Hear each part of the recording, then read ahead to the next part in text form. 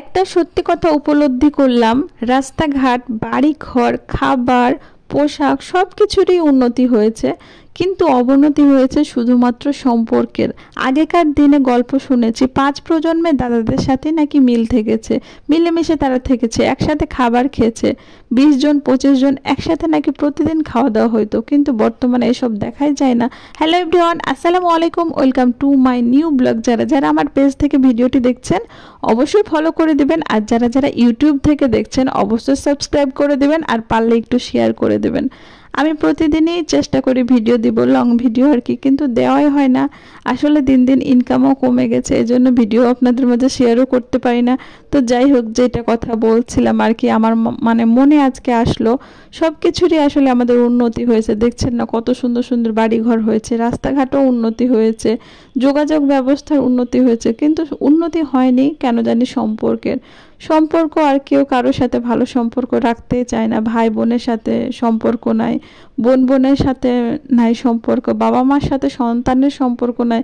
এভাবে এত দূরত্ব আর কি সবার দেখতে পায়। আসলে সম্পর্ক জিনিসটা কেমন জানি, সবার মাঝে আসলে ইগো আছে, আশা বেশি রাখে, ভরসা বেশি রাখে, এই জন্য হয়তো সম্পর্কের দূরত্বটা বেড়ে যায়। সবাই ভাবে না যে আমি কি করছি, বাট সম্পর্ক এমন একটা জিনিস একজনে ধরে রাখা যায় না, সবাইকে ভালো হতে হয়।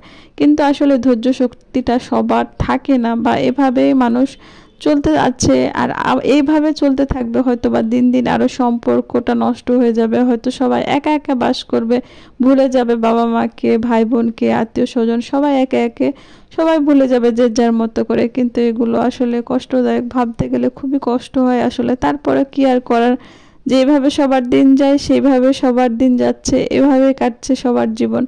আসলে আগেকার দিনের গল্পগুলো শুনতে আমার অনেক বেশি ভালো লাগতো। দাদা দাদির কাছে শুনতাম অমুকের দাদা অমুকেরই, অমুকের ভাই তুমুকের গল্প, কিন্তু এখনকার যুগে ভাই বোনের সাথে ভাই বোনেরই কথা হয় না।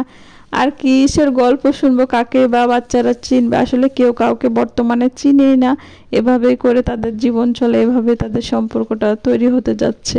কি আর করার। তো যাই হোক, আমার ভিডিওটি অবশ্যই কিন্তু দেখবেন আর ফলো করে দিবেন, পারলে একটু ইউটিউবে সাবস্ক্রাইব করে দিবেন, আর আমার জন্য অবশ্যই দোয়া করবেন, আমি যেন আপনাদের মাঝে সুন্দর সুন্দর ভিডিও উপহার দিতে পারি আর কি। আমি চেষ্টা করি, কিন্তু ভিডিও বানানোই হয় না আসলে, কি আর করার। তো যাই হোক, কেমন হয়েছে মাংস রান্না অবশ্যই কিন্তু সেটাও কমেন্ট বক্সে জানিয়ে দেবে। কিন্তু আর আপনাদের মাঝে কি যেন মনে হলো, তাই আজকে এগুলো কথাগুলো আর কি শেয়ার করলাম। হয়তো অনেকে অনেক কিছু বলবেন, কিন্তু আসলে আমার মাঝে কেন জানি এই কথাগুলো বলতে ইচ্ছে করে, কেন সম্পর্কগুলো নষ্ট হয়ে যায় ভাবতে গেলে তো সবারই কষ্ট হয়। তো আজকের মতো এ পর্যন্ত, ভালো থাকবেন, আল্লাহ হাফেজ, আসসালামু আলাইকুম।